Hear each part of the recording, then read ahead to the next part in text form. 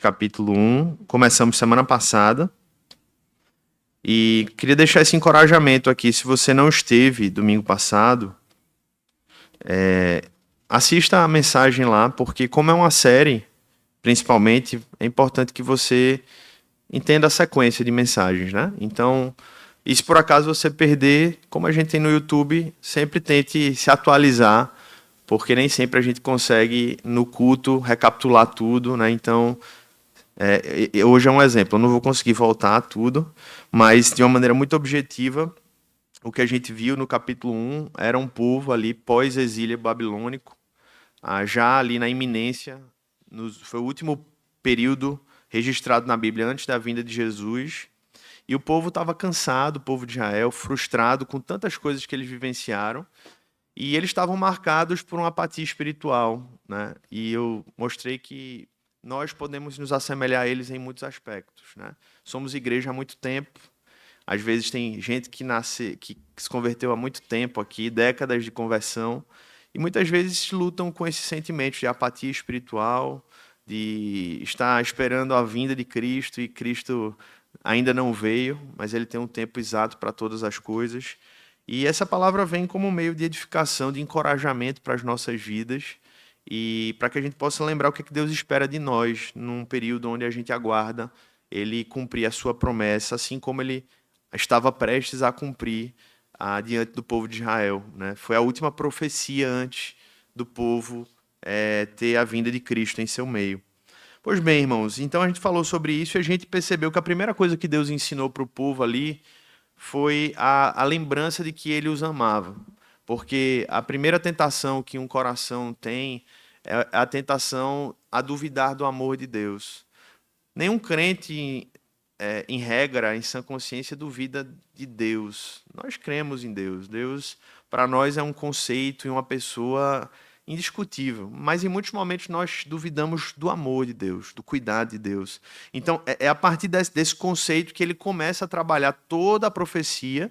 E, portanto, esse é o motivo da nossa série, o verdadeiro amor.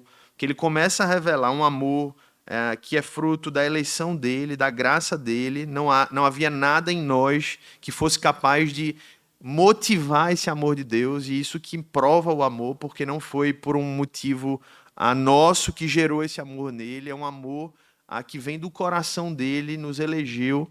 E esse amor, a partir de então, uma vez que a gente o entende, a gente passa agora a buscar, a refletir, a partir do versículo 6, sobre vários elementos que Deus espera de nós à luz daquele que nos ama. E se ele nos ama, o que é que ele espera que nós vivamos? E se ele nos ama, é porque ele nos orienta de uma maneira que realmente é boa para nós. Então, cada parte a seguir desse livro que a gente vai passar agora vai nos trazer temas que são essenciais para a gente entender o que Deus espera de nós. E se ele espera de nós e se ele nos ama, é porque aquilo nos faz bem. E, curiosamente, o tema de hoje é um tema que pode, como é que eu poderia dizer, nos chamar a atenção ao nos questionarmos por que o Senhor colocou ele como o primeiro tema a ser tratado, depois dele chamar o povo a uma renovação de compromisso com ele, a reavaliar a sua vida. Porque o tema de hoje, se eu pudesse resumir em uma palavra, é sobre culto. O tema da mensagem de hoje é o culto que agrada a Deus.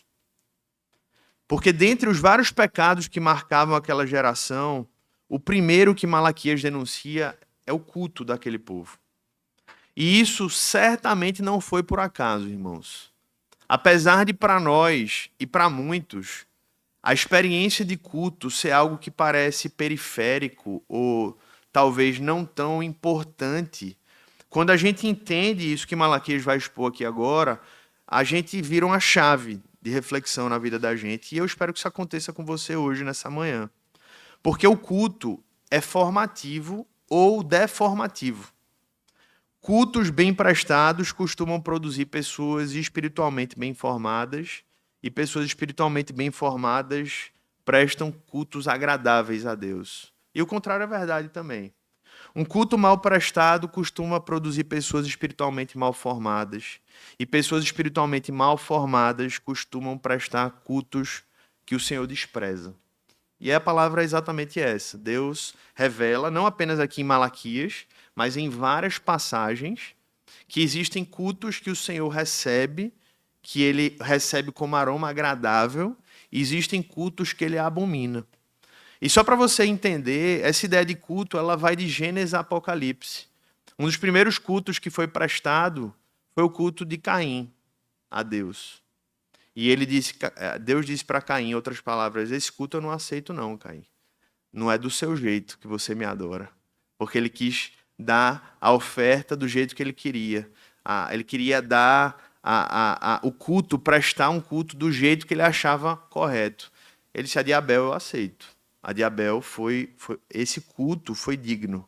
Ele veio do coração e ele se traduziu em elementos exteriores que me glorificam. Então, se você para pensar, essa discussão de culto, que obviamente na Antiga Aliança era muito diferente do nosso, mas começa desde Gênesis e perpassa toda a Antiga Aliança e chega no Novo Testamento, e a gente vai chegar lá em breve. Mas o fato é que em Malaquias não foi diferente. E o primeiro tema que ele trata, irmãos, é sobre o culto a Deus aqui. Versículo 1 ou versículo 6, leia comigo. Ele mostra, no final das contas, exatamente o que a gente está vendo, que ou os cultos produzem ciclos virtuosos ou viciosos na vida da igreja. Vamos ler comigo aqui a partir do versículo 6. A palavra de Deus diz assim, o filho honra o pai e o servo respeita o seu senhor. Se eu sou o pai, onde está a minha honra? E se eu sou o Senhor, onde está o respeito para comigo? Então Deus começa a introduzir esse tema aqui por algo que capta a imagem do povo, porque todos eles ali ou eram servos ou eram senhores nas relações de trabalho, ou todos eles eram filhos ou pais. Então ele diz assim, opa, presta atenção, deixa eu usar um exemplo aqui para vocês. Vocês não sabem que um filho tem que honrar o pai? E eles disseram, claro que a gente sabe. Vocês não sabem que um servo tem que respeitar o seu senhor? Ah, claro que a gente sabe. E aí Deus olha para ele e diz assim, eu pergunto isso a vocês, eu, Senhor dos Exércitos, porque os sacerdotes desprezam o meu nome. Mas vocês perguntam, como desprezamos o teu nome? Aí o versículo 7 responde, vocês oferecem pão impuro sobre o meu altar e ainda perguntam, em que te havemos profanado? Nisso de pensarem que a mesa do Senhor pode ser desprezada, quando vocês oferecem um sacrifício humano cego. Será que isso não está errado? E quando trazem um animal coxo ou doente, será que isso não está errado? Ora, experimentem oferecer um animal desses ao seu gosto, ao seu governador. Será que ele se agradará de vocês ou será favorável a vocês? Diz o Senhor dos Exércitos. E agora, sacerdotes, supliquem o favor de Deus para que nos conceda sua graça. Mas com tais ofertas nas mãos, será que ele será favorável a vocês? Diz o Senhor dos Exércitos. Quem dera houvesse entre vocês alguém que fechasse as portas do templo para que não acendesse em vão o fogo do meu altar. Eu vou falar sobre esse versículo depois, mas só para você entender a seriedade do que está sendo tratado aqui. Deus está dizendo que o culto estava tão deturpado naquela época que era melhor fechar o templo.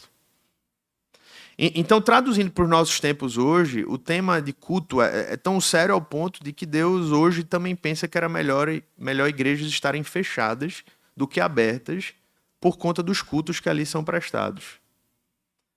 Eu vou falar sobre isso, mas é só para você entender a seriedade do tema que a gente está tratando aqui hoje. E a pergunta que a gente tem que começar a se fazendo é, e a nossa igreja? Será que está prestando um culto que agrada a Deus? Essa é a primeira pergunta que a gente tem que começar a se fazer aqui. Mas desde o nascente do sol, ele diz assim, na verdade ainda, no versículo 10, eu não tenho prazer em vocês, diz o Senhor dos Exércitos, nem aceitarei as suas ofertas. Então você vê aqui claramente que as ofertas, os atos de culto e a própria vida estava tudo misturado. Não existiam elementos dissociados. Estava tudo unificado e Deus estava rejeitando o povo por completo. Mas desde o nascente do sol até o poente, versículo 11, é grande o meu nome entre as nações. Em todos os lugares lhe é queimado incenso e são trazidas ofertas puras, porque é grande o meu nome entre as nações, diz o Senhor dos Exércitos. Então ele está dizendo assim, olha, apesar de vocês não estarem me adorando, vocês que são meu povo, como deveria, deixa eu dizer algo para vocês, eu estou sendo adorado ainda assim em toda a terra, inclusive por nações pagãs, melhor do que vocês. Mas vocês estão profanando o meu nome quando pensam que a mesa do Senhor é impura e que a comida que é oferecida sobre ela pode ser desprezada. E vocês dizem ainda, que canseira. É o que talvez alguns estejam pensando aqui. Esse assunto não é tão relevante para mim, não. Eu vou falar de culto. Eu vim aqui para resolver meu problema, a reunião que eu tenho amanhã, um negócio. Eu vim aqui para a igreja para ver uma palavra ali de, né, para dar um norte ali para minha semana. Que canseira falar de culto. E Deus diz assim, é com você que eu estou falando mesmo. E torcem o nariz para isso, diz o Senhor dos Exércitos. Oferecem animais roubados, coxos ou doentes. Vocês acham que eu vou aceitar isso? Diz o Senhor.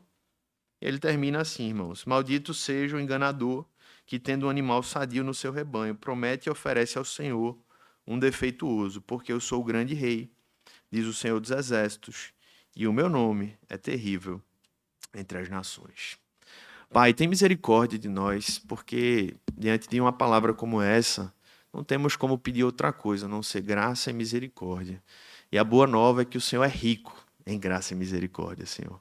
O Senhor é tão rico em graça e misericórdia que nos permite ser apresentado a assuntos como esses, que muitas vezes crentes aqui de décadas nunca pararam para pensar sobre isso. Mas a tua palavra, ela é plena, ela é profunda, ela é clara. E Malaquias aqui hoje, Senhor, vai ser usado pelo Teu Espírito para ministrar os nossos corações também, Senhor, na maneira como nós Te adoramos.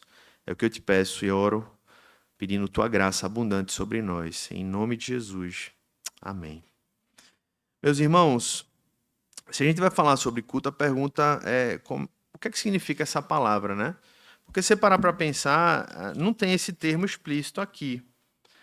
Mas a gente está falando de culto porque é óbvio que esse texto está falando sobre o culto que era prestado naquela época, né? Naquele contexto. Porque culto, na verdade, vem de uma palavra latina que significa cultivar. Cultus, no latim, está ligado a um verbo colere, que tem uma ideia de cultivo. E esse verbo ele passou a ser utilizado de outras maneiras, passando a ideia de cuidar de, querer bem, adornar, ao ponto que chegou a ser utilizado, associado à ideia de honrar, respeitar e adorar. Então esse vocábulo passou a ser associado a essa ideia de reverência, de adoração, culto, como nós usamos hoje. E se o culto cristão é um ato de adoração a Deus, né, é fato que nós precisamos entender como Deus quer ser adorado. E esse é um ponto aqui, já de cara, aqui, que nós precisamos entender, irmãos. Porque, assim, deixa eu usar um exemplo bem exagerado, para vocês entenderem onde é que eu quero chegar. Se eu tenho um irmão aqui que... Estou pegando um exemplo bem aleatório, tá? Ignorem o exemplo, mas é só para ficar... Tem um irmão que diz assim, pastor, eu sou muito bom de embaixadinha. Faço 100 embaixadinhas, sem a bola cair. Será que eu podia me apresentar no culto para, assim, dar glória a Deus? Porque olha como eu sou bom, né? Eu tô dando um exemplo bem esdrúxulo, né? Mas imagine outras habilidades. Aí eu quero usar minha habilidade ali para glorificar a Deus no culto. Por que nós não acrescentamos esse elemento bem exagerado que eu usei, ou outros, no culto, ou outros como a expressão de glória a Deus? Por quê? A resposta é simples, irmãos, porque Deus ele estabeleceu princípios norteadores do seu culto. Então, o que a gente celebra aqui não é uma invenção humana. A liturgia que nós seguimos aqui não é fruto de uma ideia bagunçada, ou o que se inclui, o que se tira, não é algo que o homem, ou não deveria ser assim. E a gente vai falar sobre isso daqui a pouco. E é por isso que embaixadinha ou qualquer outra coisa que você queira imaginar, ou que revele um dom, um talento, não faz parte ou não deveria fazer de um culto. E aí eu usei um exemplo bem exagerado, mas eu vou usar outros exemplos mais concretos, que estão associados a culto e não deveriam estar hoje. Mas o que eu quero trazer antes de entrar nisso aqui é realmente um princípio muito claro. É que quando a gente fala do culto solene, da adoração de Deus, do povo reunido, literalmente, a ideia é que não vale tudo nesse momento. Existe a maneira que Deus, que é o ato, que é a quem nós estamos adorando, que estabeleceu e disse, olha, como é que eu quero ser adorado na Assembleia do Povo de Deus? Ele estabeleceu padrões para isso. E é um pouco sobre isso que a gente vai falar. Mas antes de a gente falar sobre isso, vamos entender as deficiências do culto prestado pelos judeus. Porque, para ficar muito claro, o culto que eles prestavam é diferente do nosso culto, tá? Nós estamos debaixo de duas alianças diferentes. Isso precisa ficar muito claro. Os judeus prestavam um culto que, sendo bem claro aqui, bem prático, era um açougue, o culto judeu. Eles glorificavam a Deus levando os animais, matando os animais, e aquele era o principal ato de culto deles. Diferente, né? Mas foi aquela maneira que Deus estabeleceu como o culto solene deles. Claro que tinha outros momentos de louvor, de exposição e leitura da palavra também no templo, etc. Mas um dos atos solenes de culto dele era literalmente os sacrifícios sendo trazidos, as mesas eram postas, eles matavam os animais, ofereciam sangue. Vocês conhecem isso, quem já leu Levítico sabe bem, quem não leu depois você lê com calma. Mas o que eu quero dizer é que, a despeito das distinções de expressões solenes entre Israel e a igreja, os princípios de adoração eles são semelhantes. Eles vão pelo mesmo caminho. E aí, quando Deus questiona e diz assim para o povo, olha, vocês estão me desonrando, né? Vocês estão me desonrando. Aí o povo pergunta, mas como, Senhor? Como temos desonrado? Só que antes de eu responder essa pergunta, eu preciso falar da primeira pergunta que Deus fez e da primeira resposta que Deus deu, que foi o que eu preguei domingo passado. Porque o principal problema do povo de Israel não estava no culto em si. O culto era uma das expressões externas que revelavam um problema interno daquele povo. Por quê? Lembra qual foi a primeira acusação de Deus? Deus disse, olha, eu sempre amei vocês. Vocês não têm me amado, mas eu sempre amei vocês. E aí o povo pergunta, como nos amaste? Versículo 2. E aí Deus começa a responder. Ou seja, o primeiro problema daquele povo, e que também é sempre o nosso maior problema, está no nosso coração. Então sempre tem a ver com o ceticismo quanto ao amor de Deus. Então, a primeira mudança que aquele povo precisava, Deus já começou a tratar. E não era uma mudança de liturgia em primeiro lugar. Isso era uma consequência. O primeiro problema daquele povo era um problema do coração. Por isso que eu disse, se você não ouviu o sermão passado, escute. Mas uma vez que eles entenderam que o coração estava precisando começar a ser modificado, eles também precisavam entender que um coração modificado gera ações modificadas, gera hábitos modificados e, consequentemente, gera uma vida modificada. Então era sobre isso que Deus estava começando a tratar com aquele povo. Tudo que a gente vai falar daqui para frente em Malaquias vai partir desse pressuposto que eles precisavam entender o amor de Deus, esse amor inabalável, esse amor estável, que tinha uma aliança com eles, mas que esse amor ele precisava mudar a vida daquelas pessoas. E essa mudança começava também na expressão pública de adoração daquele povo. Então é esse princípio, irmãos, que nós precisamos extrair aqui máximo. Em primeiro lugar, Deus quer que nossos cultos tenham vida e Deus quer que as nossas vidas sejam um culto. Está tudo conectado. O coração era o primeiro elemento disso, porque sem um coração transformado e continuamente rendido a Deus, os cultos nunca seriam afetados. Por outro lado, com o coração transformado, os cultos seriam transformados também. E a pergunta que surge é, mas como saber se cultos têm vida e se vidas têm sido um culto? É mais ou menos por aí que Malaquias busca tentar responder. Ele começa falando com os sacerdotes e dizem, olha, vocês estão profanando o culto, vocês estão desprezando o meu nome. E como eu disse, ele usa essas duas imagens. Ele chama a atenção do povo e os sacerdotes junto com o povo respondem, dizem, mais uma vez, num tipo de pergunta meio desdenhosa. Como, Deus, temos desprezado o teu nome? É igual ao filho, quando você diz, está fazendo errado. Aí a criança olha, como assim, papai? Como assim? Eu não estou entendendo o que o senhor está falando. Sabe aquelas perguntas que a criança sabe que fez errado, você sabe que ela sabe o que fez de errado, mas ela usa uma pergunta para tentar confrontar aquela coisa que todo mundo já entendeu. É mais ou menos isso. Eles dizem, como temos desprezado o teu nome? De uma forma provavelmente cínica, eles perguntam aqui.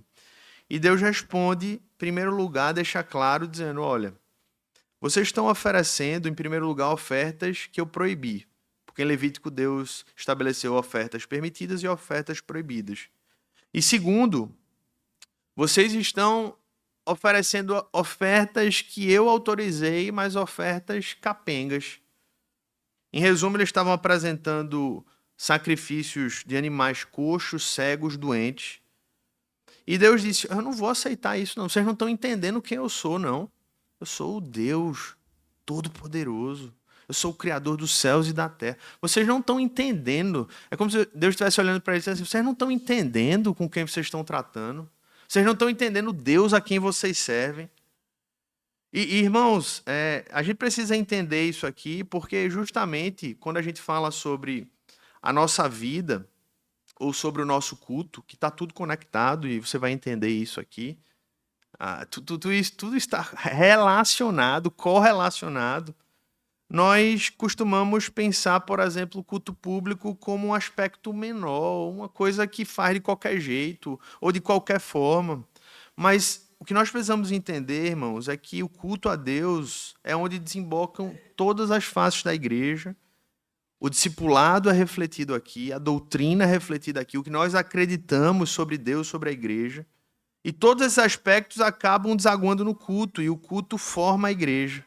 Na realidade, o culto é a expressão pública do que a igreja acredita sobre Deus, sobre si mesma e sobre a salvação. Portanto, o culto é um assunto sério. E muitos esquecem que a reforma, um dos grandes efeitos práticos, foi a mudança do culto. Se você for parar para pensar, além de vários efeitos sociais que a reforma provocou a partir do século XVI, uma das coisas mais claras de mudanças que ocorreu foi a mudança do culto. O culto romano, né, a missa, ela era e ainda é pautada por uma ideia onde vários elementos são usados com uma justificativa litúrgica, mas que afastam as pessoas do verdadeiro propósito que é o próprio Deus, que é o Cristo crucificado. Se colocam mediadores onde o ato de culto desfaz a própria revelação do Evangelho, porque o Evangelho é dizendo assim, olha, por meio de Cristo, você pode chegar até Deus. Você pode chegar até Deus. Então, você percebe que os elementos do culto romano, eles estavam desfazendo o propósito de ensino central da igreja.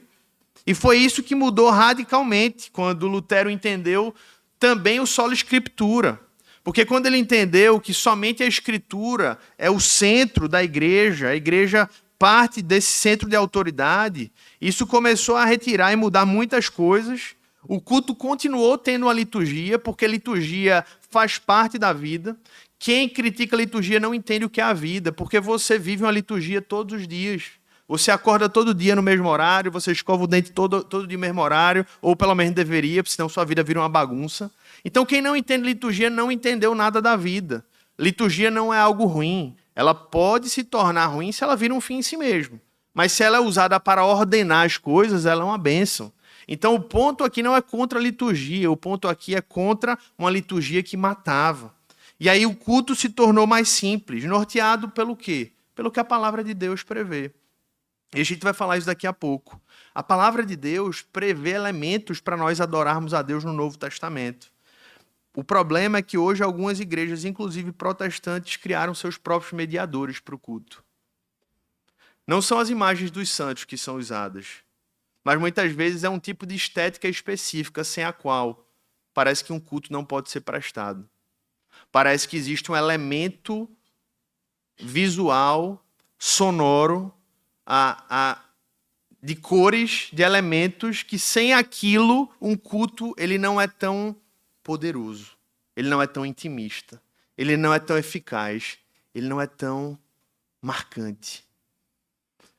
Por outro lado, outros mediadores existem, irmãos, onde parece que se não há determinadas expressões caricatas ou palavras específicas do meio evangélico ou do linguajar do poder, o culto ele também não é eficaz. E assim, para deixar muito claro, irmãos, existe liberdade aqui, amém, irmãos? Tem gente que pergunta assim, eu posso dar um glória a Deus no culto? Pode dar glória a Deus, irmãos, viu? Dê um glória a Deus aí, dê um glória a Deus. Não tem, você pode, isso é uma expressão de alegria, de honra, de glória a Deus. Mas o problema é que quando não existem determinados elementos pré-concebidos, parece que o culto, ele não é o culto porque aquelas experiências, aqueles mediadores não foram trazidos para dentro do culto. Os inúmeros momentos de arrecadação de dinheiro. Tem igrejas, irmãos, que tem 7 momentos de arrecadação de dinheiro no culto. E que cada vez que a palavra é bem-vinda, a palavra é recebida, a pessoa sai do lugar para botar dinheiro no gasofilácio. Então, irmãos, o que é que se esqueceu em muitos desses contextos? Da simplicidade aliada ao temor a Deus que o Senhor espera no culto que é prestado a Ele. E é justamente essa deturpação que Malaquias está tratando. Ele diz, vocês estão profanando o culto e estão me desprezando. Irmãos, quando eles perguntam como temos desprezado, Deus responde em 3 partes. Eu vou ser objetivo aqui pelo nosso tempo, temos ceia hoje também. E Deus, em primeiro lugar, diz assim, Deus prova, como eu já disse, que ele estava desprezando o culto. Ele prova porque ele diz, olha, vocês estão me oferecendo esses animais completamente avariados. Para pensar nisso. Deus tinha uma legislação, se você ler Levítico, você entende. E aí Deus diz, ó, traga um animal desse jeito, tal. Se não tiver como trazer cordeiro, a ovelha, ele trazia prescrições de aves para quem não tinha dinheiro. Deus se preocupava com as questões sociais. Não tem como trazer o cordeiro, traz uma avezinha. Mas o povo nem isso prestava atenção. Não, vou pegar aqui. Sabe, saindo atrasado, sabe quando você sai atrasado dos lugares, pega qualquer coisa de qualquer jeito? Não, mulher, pega logo esse cordeiro aí. É melhor chegar assim do que a gente já tá atrasado. E aí chegava com o animal doente, coxo, manco. E aí sabe o que acontecia, irmãos?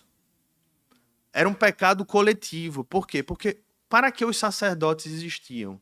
Eles se dedicavam integralmente ali, e uma das funções dos sacerdotes era, na hora que chegasse uma oferta indevida, eles tinham que dizer assim, ei, essa aqui não serve não, meu irmão, felizmente, porque não está de acordo com o Levítico.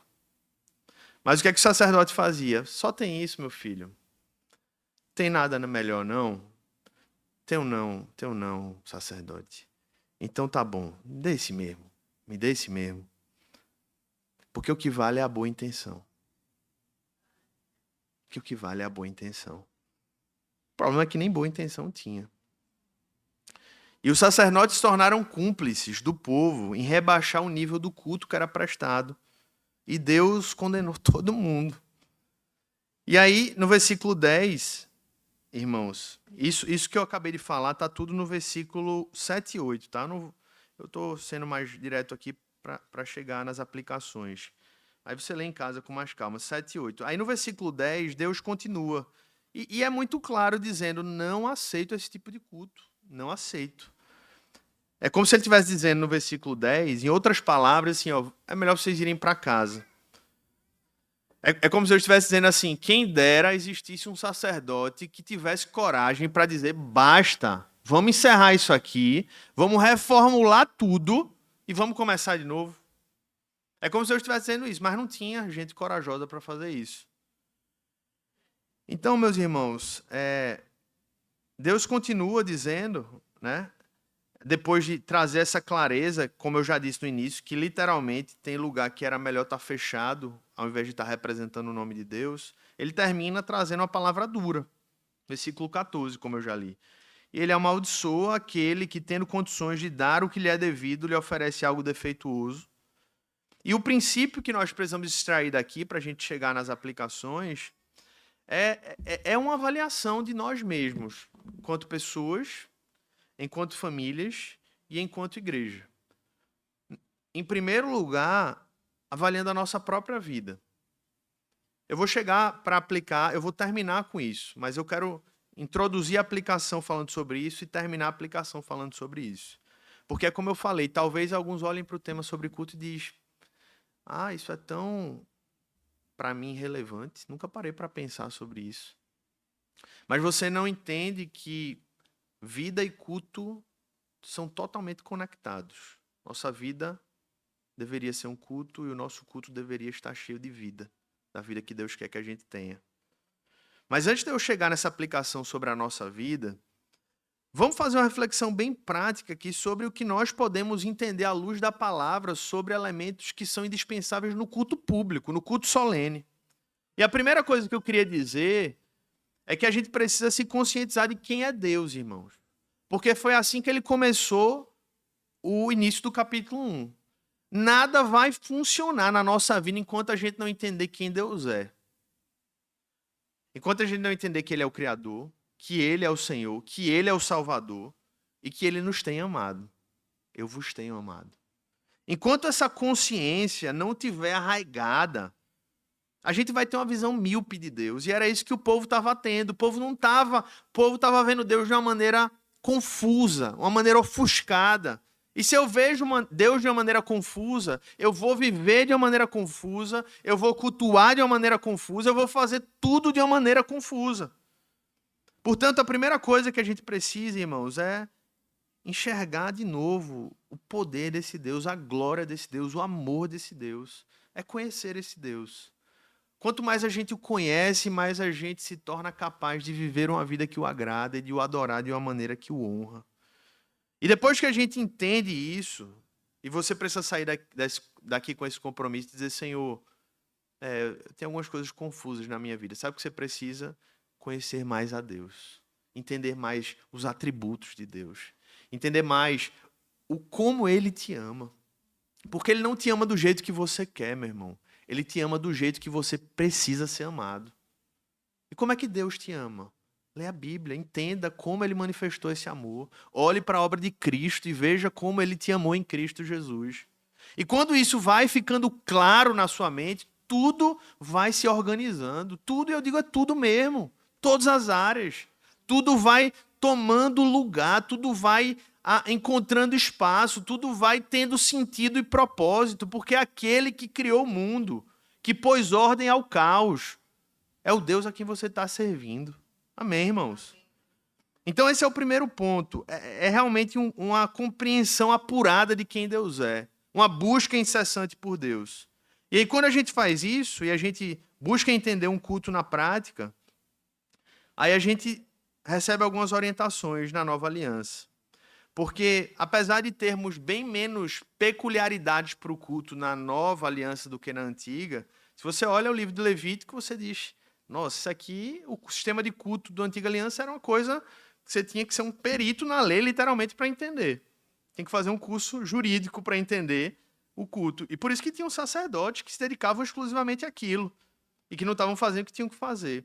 Apesar na nova aliança o sistema de culto ser muito mais simples nesse sentido, existem padrões. E que padrões são esses, irmãos? São elementos centrais que sem aquilo não existe um culto. Por exemplo, não existe um culto sem pregação da palavra de Deus. Não existe um culto sem pregação da palavra de Deus. A pregação é essencial para a vida da igreja e para o culto, porque por meio de uma pregação Deus é exposto. Deus é anunciado. Deus se torna revelado às mentes e corações por meio da pregação do evangelho. Por isso que Paulo exortou tanto a Timóteo e diz: Timóteo, você pode não saber muitas coisas, você pode ser incapaz em muitos sentidos, não que fosse um estímulo à ignorância. Mas ele está dizendo: se tem uma coisa que você não pode abrir mão de ser, é um pregador da palavra. Pregue a palavra, Timóteo. Pregue a palavra. E era isso que ele se dedicava. Porque não existe culto sem pregação da palavra de Deus. É como o culto sem um sermão e sem um sermão preparado. É como um almoço de domingo em família sem almoço na mesa. Já parou para imaginar? Você chega na casa da sua mãe, seja bem-vindo para o nosso almoço de domingo aqui. Aí você olha para mim, não tem nada. Você diz: tá saindo? Não vai ter hoje não. Hoje o almoço é sem almoço. Não é assim um culto. Ou com almoço ruim. Imagina, almoço do domingo você está animado, aquele almoço que você espera algo especial, e você chega um almoço ruim.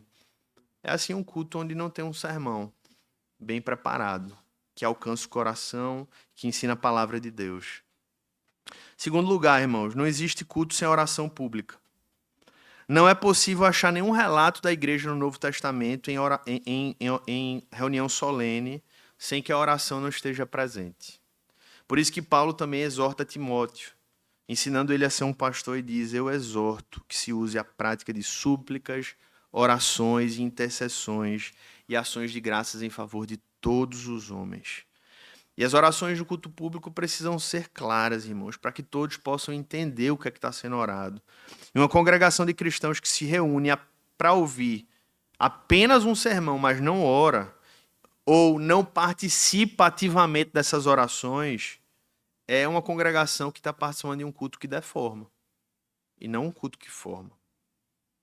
Por outro lado, o culto onde cristãos entendem o papel da oração, creem na sua eficácia, creem que a oração não é uma proforma, não é um cumprir um ritual, mas que Deus pode operar por meio daquela oração. É uma igreja que está sendo formada para ser uma igreja de fé, uma igreja intercessora. E isso é formado no culto, irmãos. Quando nós oramos, e nós oramos para o enfermo, nós oramos por cura. Nós não oramos para o Senhor afofar a cama. Nós oramos por cura. Se o Senhor não quiser curar, amém, a vontade dele, mas nós oramos: Senhor, cura em nome de Jesus, cura para o bem dela, mas cura principalmente para a tua glória. A principal bênção da cura divina não é o bem do enfermo, irmãos, isso é uma bênção, mas a principal bênção da cura divina é a glória que o nome de Deus recebe. Você entende isso? Esse é o propósito. Quando a gente ora para um enfermo, primeiro, claro, existe um ar de misericórdia com a pessoa. É óbvio, a gente chora com os que choram. Mas a gente ora e diz: Senhor, quando o Senhor cura alguém, a gente vê a tua glória manifesta diante de nós. Era quando Jesus curava os enfermos, as pessoas diziam: quem é esse? Quem é esse? Então é a mesma ideia. A glória é dada a Deus. Então não tem, irmãos, como formarmos uma igreja de fé, uma igreja intercessora, se nós não orarmos enquanto igreja. Não tem como ter culto, terceiro ponto, sem louvor. Não tem como. Por isso que Paulo, mais uma vez, instruindo as suas igrejas, ele diz assim: usem salmos, hinos e cânticos espirituais. Algo que marcou a igreja. E, curiosamente, é um dos elementos de culto que não vão acabar. A gente não vai ficar ouvindo sermão no céu, porque a gente vai estar diante de Deus. Mas o louvor, a gente vai continuar louvando a Deus na eternidade. Então, uma igreja que quer prestar um culto que honra a Deus é uma igreja que tem que cantar, irmãos. O louvor não é um passatempo do culto. Não é uma preparação para a mensagem. Não é algo apenas que a equipe faz para apresentar uma ideia. O louvor é parte central do culto cristão. E se a igreja não entende isso, a igreja está apresentando e está prestando um culto que não agrada a Deus. Um culto que não o honra. Dízimos e ofertas não é uma invenção da igreja de Edir Macedo, não, irmãos. Foi ele que inventou isso, não. Ele deformou. Ele deturpou. Ele deturpou. Mas dízimos e ofertas foram instituídos desde a antiga aliança e a igreja continuou a praticar o padrão de oferta e generosidade porque entendeu que tudo vem de Deus e a gente só devolve a ele aquilo que ele nos dá. E é assim que ele também usa para manter a sua obra. Deus não depende dos recursos para manter a sua igreja. Ele é o dono toda hora, toda prata, mas ele instituiu em sua soberania que o meio pelo qual, humanamente falando, a igreja seria sustentada é através dos dízimos e ofertas da igreja. Por isso que esse momento é celebrado no culto, porque na antiga aliança acontecia assim.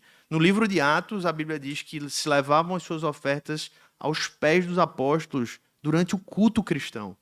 Não é uma invenção, isso é algo bíblico. Então precisamos entender isso e isso forma a igreja. Porque quem, irmãos, entende a generosidade na igreja está sendo formado não é apenas para o culto, está sendo formado para a vida. Irmãos, quem entende o que é ser um dizimista e um ofertante fiel na igreja é alguém que entendeu que o seu sustento e que a sua vida está nas mãos de Deus. É um milagre isso. É alguém que entendeu dizer, Senhor, minha vida está em tuas mãos. Na verdade, isso que eu tenho não é meu. E eu só estou fazendo o que é devolver aquilo que o Senhor me deu. Por isso que isso faz parte do culto cristão. E por fim, algo que não poderia deixar de fazer parte de um culto cristão são os sacramentos, irmãos. Batismo e Santa Ceia são celebrados no culto. Quando temos batismo, nós fazemos isso junto ao culto, ou o batismo se torna um culto de batismo, se torna um momento onde nós cultuamos juntos. E a ceia, regularmente, ministramos no culto cristão, porque nos lembram duas verdades fundamentais sobre o reino. A nova vida em Cristo e essa vida que é alimentada por Ele, que é a videira verdadeira. É isso que a gente está celebrando aqui hoje. Você está renovando a sua aliança com Deus e você está lembrando que Deus mantém uma aliança constante com você, porque Ele vos tem amado. Ele tem cuidado de você. E, irmãos, quando esses 5 pilares eles são vivenciados no culto cristão, aí a gente diz, ufa, pelo menos eu estou indo no caminho. Quando eles são bem vivenciados, a gente está num caminho de prestar um culto que agrada a Deus. E aí os pormenores vão se ajustando. Que pormenores? Deixa eu dar exemplos aqui. Exemplos. Que graças a Deus, eu digo isso com alegria, graças a Deus esses pontos aqui, eu vejo que a nossa igreja tem muita sabedoria e temor a Deus. Mas eu vejo que pode ser uma tentação sua, ou pode, e é uma realidade de muitas igrejas. Eu já conversei com pastores que um dos problemas que ele estava enfrentando era o uso de celular no culto. Veja que coisa. Parece sala de primário, né? Tem que dizer, as pessoas têm que estar disciplinando e corrigindo a igreja por causa que estava todo mundo usando celular no culto. Aí o pastor também tem que ver se o sermão dele está ajudando também, né? Mas enfim. Mas coisas pequenas, irmãos. Coisas pequenas. Uso de celular no culto. Isso é uma coisa pequena, mas que reflete algo maior. Reflete nossa honra. As conversas, o dormir no culto, o chegar atrasado. Todas essas coisas refletem um cuidado ou um descuidado com o culto a Deus. Um tratamento superficial de alguns elementos de culto, como eu falei, o louvor. Irmãos, a gente não louva para cumprir tabela. A gente louva porque a gente está na presença de Deus. Estamos na presença de Deus, com o povo de Deus. A oração no culto a gente não apenas ouve, irmãos. A gente ora em concordância. E aí você pode dar glória a Deus e dizer amém, ou você pode ficar calado. Enfim, isso é indiferente. Mas se estiver calado, você tem que estar em concordância de espírito. E se você fala, não é da boca para fora, é dizendo, Senhor, eu estou orando com essa pessoa. A oração do culto público nunca é sozinha. Ninguém que está orando aqui está orando só. Está sempre orando junto. Está concordando em oração. Então, a participação é refletida na ceia do Senhor. Nesse momento a gente para tudo, a gente diz, Senhor, como é que está a minha vida, Pai? Como é que eu estou vivendo? É isso que o apóstolo Paulo diz, aquele que come e bebe da ceia de maneira indigna, que não reflete, está comendo de maneira indigna. Outro exemplo aqui. Um exemplo que a gente precisa acabar no nome de Jesus, e é uma herança aí, depois da profissionalização da igreja, das megas igrejas, é os crentes que julgam culto. Eu já ouvi falar, recebendo irmãos aqui na igreja, várias vezes que a gente chega, não, porque eu visitei várias igrejas, e normalmente a primeira consideração que a gente tem é sempre sobre o culto, porque o culto é esse coração para onde irradia todas as coisas da igreja. Isso é um fato. É o coração que bombeia para o resto da vida da igreja. Mas vem com esse espírito de julgamento, como se o culto fosse um evento, como se fosse um show de teatro, como se fosse uma plateia de um show de música. Mas é isso que a chave precisa virar, irmãos. O culto não é um evento. O culto é um ato comunitário que nós prestamos. É um ato no qual nós estamos inseridos. Nós estamos fazendo parte desse momento, inclusive nos momentos em que você é passivo, como você agora está ouvindo. Você não é passivo, você é ativo, você está ouvindo. E se você não ouve ativamente, você está prestando um culto mal diante de Deus.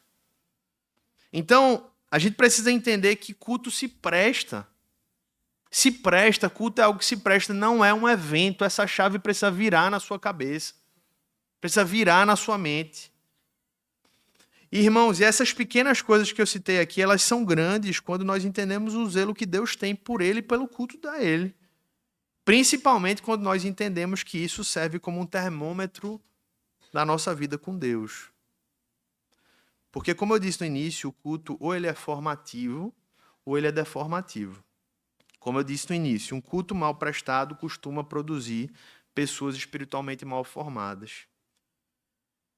E pessoas espiritualmente mal formadas costumam prestar cultos desprezíveis. Mas, o que eu queria concluir dizendo aqui é que, no final das contas, o grande alvo de Malaquias, inspirado pelo Espírito Santo, não era falar apenas dos sacrifícios defeituosos. É isso que você precisa sair daqui entendendo. Do mesmo modo que o meu objetivo aqui, final, não é falar apenas sobre os nossos cultos solenes, sobre os nossos cultos dominicais. Isso é uma das aplicações. Mas o grande alvo de Malaquias aqui, do Espírito Santo, na verdade, é o coração do seu povo. Porque cada coração é um culto por natureza, irmãos. A pergunta é se é um culto a Deus ou é um culto às trevas. Se é um culto a Deus ou se é um culto aos homens que vivem para si mesmos e, no final das contas, vivem para as trevas. E aí eu concluo com um versículo muito conhecido de vocês, que mostra como tudo isso está conectado. Romanos capítulo 12. Abra comigo. Percebam as palavras que são usadas aqui, se você não lembrava dos detalhes desse versículo. Capítulo 12, versículo 1 da carta aos Romanos. Portanto, irmãos, pelas misericórdias de Deus, peço que ofereçam o seu corpo como sacrifício vivo, santo e agradável a Deus. Este é o culto racional de vocês. As expressões que ele usa, ele importa todas do Antigo Testamento. Ofereçam o seu corpo como sacrifício. Sacrifício. Ele estava querendo, Paulo, que quem o ouvisse ali em Roma, e nós hoje, víssemos, enxergássemos as mesas no tabernáculo, no templo, cheias de animais mortos, oferecidos como sacrifício a Deus. Ele estava querendo que a gente entendesse que o nosso chamado é ser isso diante de Deus, sob uma ótica espiritual. O nosso chamado enquanto cristãos é nós sermos, enquanto pessoas, sacrifícios vivos, santos e agradáveis a Deus. E ele diz aqui que esse é o nosso culto. O nosso culto não apenas solene e dominical, mas o culto que se reflete e se refere à nossa própria vida. Mas como isso é na prática? É o que ele fala no versículo 2. Ele conclui explicando como prestar esse culto. Não vivam conforme os padrões deste mundo. Então, o primeiro elemento, ele diz, se você quer prestar um culto, não apenas o culto solene, mas o culto da sua vida a Deus, a primeira coisa que você precisa aprender, e nós precisamos aprender, é a romper com os padrões deste mundo. Nós não fazemos algo ou deixamos de fazer algo porque o mundo faz, ou porque sempre foi assim, ou porque eu aprendi desse jeito. Não. O padrão do mundo não me importa. O padrão do mundo não importa a você. E o que é que importa? Deixem que Deus, deixem.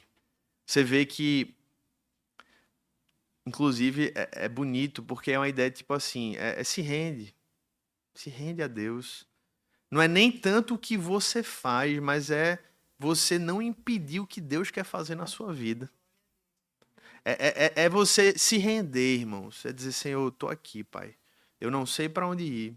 eu não sei como eu vou, eu não sei como eu faço, mas eu abri mão das barreiras que em mim existiam para o Senhor fazer a sua vontade na minha vida. Deixem que Deus os transforme. Mas como é que isso começa, irmãos? Isso é importante. Não começa com comportamentos. Os comportamentos, eles precisam ser transformados. É uma irresponsabilidade dizer que não. É uma mentira. Mas começa pela mente, pelo coração. Por isso que a palavra não é sobre o culto solene. Não adianta falar sobre o culto solene, mas a gente não entendeu o que é que está se passando no coração. O culto solene é apenas um reflexo do nosso coração. Então o que essas igrejas da prosperidade precisam não é apenas muda a liturgia de culto que está tudo bem. Não, é um problema no coração, irmãos. Em um coração que ama Mamon. Em um coração que não ama a Deus e que ama Mamon acima de todas as coisas. E quando essas pessoas aprenderem a amar mais a Deus do que a Mamon, o culto vai ser mudado, é óbvio. E a pergunta é, o que é que precisa mudar no nosso coração para que os nossos comportamentos, que cada um sabe contra qual tem lutado, seja transformado também? O seu maior problema não é o seu comportamento, XYZ. O seu maior problema é o seu coração. É o que está vindo da sua mente, que está indo para suas ações. Porque só quando essa mente for renovada, essa metanoia ocorrer pelo poder do Espírito Santo, é que você vai poder experimentar qual é a boa, agradável e perfeita vontade de Deus. E assim você vai prestar um culto que o agrada não apenas no domingo, mas todos os dias da sua vida. Amém? Vamos orar?